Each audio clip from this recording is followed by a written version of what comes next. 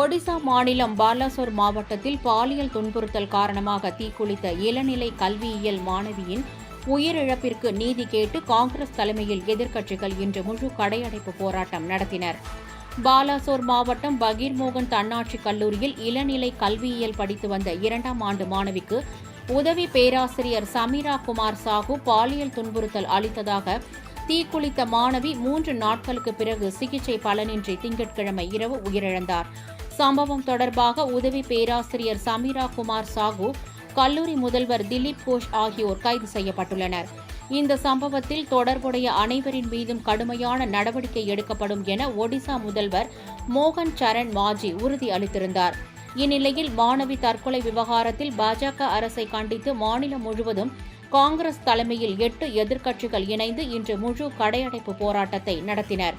இதனால் அனைத்து மாவட்டங்களிலும் கடைகள் அடைக்கப்பட்டு பேரணி நடைபெற்றதனால் போக்குவரத்து கடுமையாக பாதிக்கப்பட்டது.